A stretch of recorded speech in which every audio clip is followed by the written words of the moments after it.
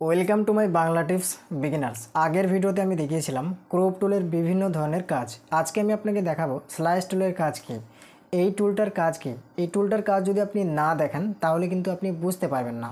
তো দেখানোর জন্য এখান থেকে আমি একটা ফটো ওপেন করছি। এই ফটোটা দিয়ে আমি আপনাকে দেখাবো স্লাইস টুলের কাজ কি, ঠিক আছে। এই ফটোটা আমি এখানে ওপেন করে নিলাম। এবার আমি আপনাকে বোঝাচ্ছি এই স্লাইস টুলের কাজ কি। প্রথমত দেখুন, এই যে ফটোটা আছে এখানে তো 4 জন আছে, তাই না? গ্রুপে 4 জন আছে। তো যদি আমি এদেরকে একজন একজন করে সেভ করি, একবারেই কিন্তু সেভ করতে পারবো এই স্লাইস টুলের মাধ্যমে। কি বুঝতে পারলেন না কথাটা? দেখুন আমি আপনাকে দেখাচ্ছি। যার জন্য স্লাইস টুলের উপর একবার ক্লিক করলাম। এখানে ক্লিক করার পরে আপনি যতটুকু অংশ সিলেক্ট করবেন, ঠিক আছে, যতটুকু অংশ আপনি সিলেক্ট করবেন ততটুকু অংশ কিন্তু সেভ হয়ে যাবে। ধরেন আমি আপনাকে দেখানোর জন্য এই যে এনাকে এতটুকু সিলেক্ট করলাম প্রথম কারের, তারপরেরটা সিলেক্ট করছি এইভাবে ড্র্যাগ করে, মাউসটা ড্র্যাগ করে নিচের দিকে টানছি সেভ করার জন্য, ঠিক আছে। এতটুকু নিলাম। তারপরেরটা আমি ওইভাবেই সেম প্রসেস, এতটুকু ড্র্যাগ করে টেনে ছেড়ে দিলাম, মানে এতটুকু সিলেক্ট হবে।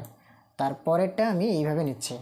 দেখুন আমি এখানে 4টে সিলেক্ট করেছি। এই লাল গেঞ্জিওয়ালা যে ছেলেটা আছে এনাকে সিলেক্ট করেছি, তারপরে এই মহিলাটাকে সিলেক্ট করেছি, তারপরে এনাকে, তারপরে শেষেরটা এনাকে সিলেক্ট করলাম। কিভাবে সিলেক্ট করলাম?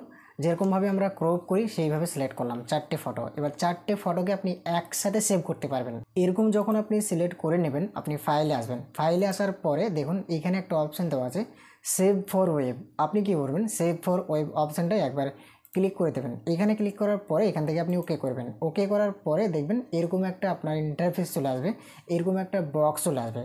এবার আপনাকে যে কাজটা করতে হবে, এই যে ডান দিকে উপরের দিকে ফলো করুন, জেপিজি লেখা আছে, এখান থেকে আপনি এটা জেপিজি রাখবেন। তারপরে যেটা লো লেখা আছে এখান থেকে আপনি হাই করে দেবেন। এবার আপনি উপরে যে সেভ বলে লেখা আছে সেভ লেখাটার উপরে একবার ক্লিক করে দেবেন। তারপরে আপনি কোন ফোল্ডারে রাখবেন সেই ফোল্ডারটা সিলেক্ট করবেন। আমি আপনাকে দেখানোর জন্য এখান থেকে একটা ফোল্ডার চুজ করেছি। তারপরে দেখুন ফাইল নেম, আপনি যে কোনো একটা ফাইলের নাম দিতে পারেন অথবা এরকম রাখতে পারেন। তারপরে দেখুন সেভ এস টাইপ, এখান থেকে আপনি এটাই থাকবে HTML অ্যান্ড ইমেজ, এটা আপনার থাকবে। আপনি কি করবেন, সেভ লেখাটার উপরে একবার ক্লিক করে দেবেন। এখানে ক্লিক করে দিলেই অটোমেটিক আপনার এই 4টে ফটো দেখুন খুব সহজেই সেভ হয়ে যাবে। সেভ হয়ে গেছে, আমি আপনাকে দেখাচ্ছি। এখান থেকে আমি এটা ক্লোজ করে দিচ্ছি। এবার আমি ফটোগুলোকে ওপেন করছি, ঠিক আছে। কিভাবে সেভ হয়েছে আমি আপনাকে দেখাচ্ছি। যার জন্য যেখানে আমি ফটোটা রাখলাম সেইখানে চলে যাচ্ছি আপনাকে দেখানোর জন্য।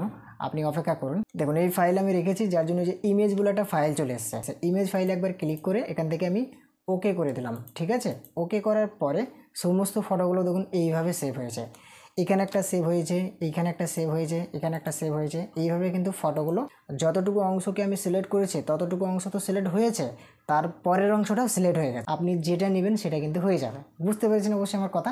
এবার এগুলোকে যদি আমি ওপেন করি দেখুন সবগুলোই কিন্তু এখানে ওপেন হয়ে গেছে। তো আপনি স্লাইস টুলের মাধ্যমেই কাজটা করতে পারবেন। স্লাইস টুল থেকে আরও কাজ আছে, সেগুলো আমি দেখাচ্ছি না, ভিডিওটা যাতে লং না হয়, যার জন্য এখান থেকে আমি ফিনিশ করছি। যদি আপনি আমার এই চ্যানেলে নতুন হয়ে থাকেন অবশ্যই চ্যানেলটিকে সাবস্ক্রাইব করে দেবেন এরকম ধরনের হেল্পফুল ভিডিও পাওয়ার জন্য। আজকের মতো এই পর্যন্ত বন্ধুরা, সবাই ভালো থাকবেন, নিজের খেয়াল রাখবেন।